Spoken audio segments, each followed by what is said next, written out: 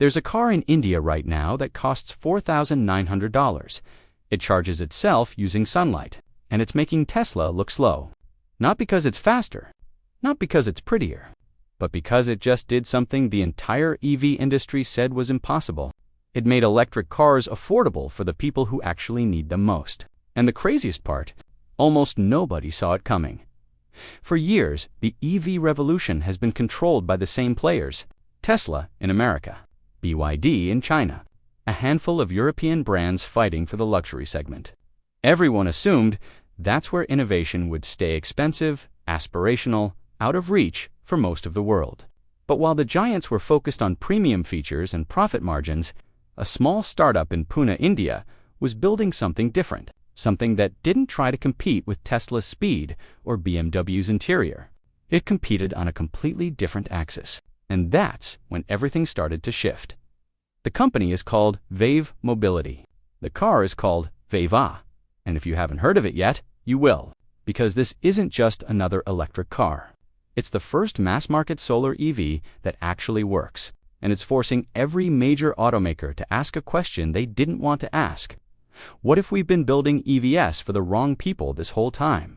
But to understand why this matters, you have to go back a few years. Because this story doesn't start with a car.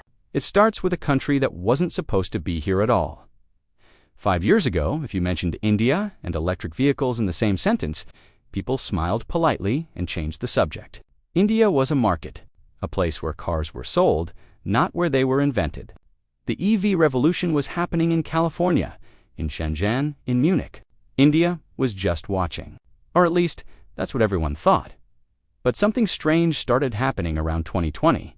The numbers began moving. Not in the usual incremental way, but fast. In 2023, India sold 1.5 million electric vehicles. Not just scooters or rickshaws. Real vehicles. Cars, bikes, commercial fleets. And the growth wasn't slowing down, it was accelerating. Suddenly, global analysts who had ignored India for decades were scrambling to rewrite their projections. Tesla started talking about entering the Indian market. Volkswagen announced new plans. BYD began exploring partnerships. But here's what none of them expected. While they were preparing to sell to India, India was preparing to sell to the world. And the weapon it chose wasn't a luxury sedan or a high-performance SUV. It was a compact, lightweight, solar-powered city car that looked like it belonged in a Pixar movie. And it cost less than a used Honda Civic. When Wave debuted at Auto Expo 2025, the reaction wasn't applause, it was confusion. Journalists walked around it, taking photos, checking the specs, waiting for the catch. A solar EV for $4,900. With a 250-kilometer range, air conditioning, Android Auto. It didn't make sense. Not because the technology was impossible, but because no one had tried to make it this cheap. And that's when people started asking the real question: why didn't anyone else think of this? The man behind Wave is named Sarangadam. He's an engineer, an environmentalist, and by all accounts, someone who doesn't care much about impressing investors. When he started Wave Mobility, he didn't pitch a vision of competing with Tesla. He didn't talk about autonomous driving or 0 to 60 times. He asked a simpler question: what does an Indian family actually need from an EV? The answer wasn't luxury. It was practicality. A car that could navigate narrow city streets. That didn't require a charging station on every corner. That could fit in a parking spot meant for a motorcycle. And most importantly, that didn't cost more than 2 years of savings. So he built that. But when he told people the plan, they laughed. Some investors walked out of meetings. Others told him to focus on premium models first, then scale down. One person apparently told him, solar panels on a car. That's a toy, not a business. But Sarangadam didn't pivot. He doubled down. He spent months testing lightweight materials, aluminum. Fiber composites too reduced the car's weight without compromising safety. He worked with a small team to integrate solar panels seamlessly into the roof, not as a gimmick, but as a functional part of the charging system. In daylight, those panels add 10 to 12 kilometers of free range per day. For someone commuting in a city, that's enough to avoid plugging in for a week. And that changes everything. Because here's the thing about EVs that nobody talks about. Range anxiety isn't just about how far you can drive. It's about access. If you live in a city without reliable charging infrastructure, even a 400-kilometer range feels useless. But if your car charges itself while parked outside your office, suddenly, the entire equation shifts. And this is where VAVE Ava stops being just a car and starts being a solution. But this only matters once you see what happened next after the Auto Expo. Something unexpected happened. The global EV industry went quiet. Not the good kind of quiet, the uncomfortable kind. Because VAVE Ava wasn't just cheap, it was smart. And it exposed a gap that nobody wanted to admit existed. For years, companies like Tesla have been selling the dream of an electric future. Clean, fast, high-tech. But the price tag made it a future only some people could afford. VAVE Mobility didn't sell a dream. It sold a car. And the difference is starting to show. Within weeks, analysts from Europe and the US began publishing reports, not about how India was catching up, but about how India might be leapfrogging. Because while Western automakers were focused on perfecting battery technology and building supercharger networks, VAVE Mobility was solving a different problem. How do you make an EV work in a place where infrastructure is inconsistent, budgets are tight, and roads aren't designed for luxury sedans? The answer was solar integration, modular design, and ruthless cost efficiency.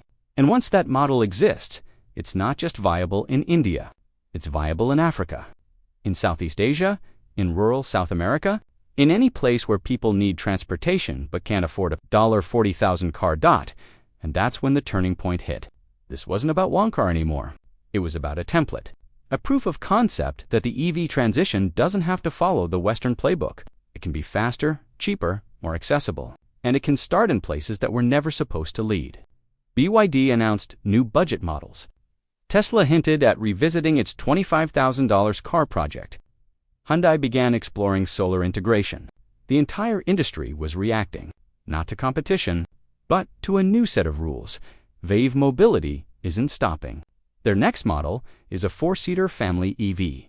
Same philosophy, same price range.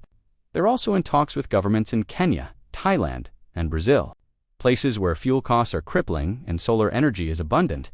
And here's the part that should scare the giants. VAVE isn't trying to be Tesla. It's not trying to be premium or aspirational. It's trying to be everywhere. And in a market that runs on volume, that might be the only strategy that matters. But there's something deeper happening here, something that goes beyond one company or one car. For decades, the narrative around innovation has been controlled by the same voices. Silicon Valley, Shenzhen, Munich, Berlin. The assumption was always that breakthroughs come from the top down, that you need billions in funding, decades of infrastructure, and a mature market before you can lead. VAVE Ava is proof that assumption was wrong. Sometimes the biggest innovations come from the people who can't afford to overthink it, who don't have the luxury of perfecting every feature, who just need something that works. And that's what makes this story uncomfortable for the rest of the industry. Because if a startup in Pune can build a solar EV for $4,900, what's everyone else's excuse? So here's the question you should be asking. Not whether VAVE will succeed, but whether the world is ready for what it represents. Because this isn't just about India anymore. It's about every developing economy that was told to wait its turn. Every market that was treated as a consumer base instead of a creator. Every engineer who was told their idea was too cheap, too simple, too local to matter. VAVE Ava is the beginning of something, not the end. And the scariest part for Tesla, BYD, and every other EV giant. They're not sure what comes next. But India does, and it's already building it. There's a moment in every industry where the rules change, and nobody notices until it's too late. In 2007, Nokia was untouchable. Then the iPhone launched. In 2010, Blockbuster still dominated home entertainment. Then Netflix shifted to streaming. The pattern is always the same. A new player enters. The giants dismiss it. And by the time they realize what's happening, the game has already moved. Right now, we might be watching that moment happen in the EV industry. And the strangest part, it's not coming from where anyone expected. When VAVE Mobility announced plans to expand beyond India, the response from industry insiders was predictable. Skepticism, concern about quality control, questions about whether a car designed for Indian roads could meet international safety standards. But those questions missed the point entirely. Because VEVA wasn't designed to meet Western standards. It was designed to solve problems Western automakers haven't even acknowledged yet. And that's exactly why it's working. Think about it this way. Tesla spent years building the Model 3 to be the affordable EV. It starts at $40,000. In the US, that's achievable for middle-class buyers with financing. But in Kenya, in Vietnam, in rural Brazil, that's not a car. That's a house. Me.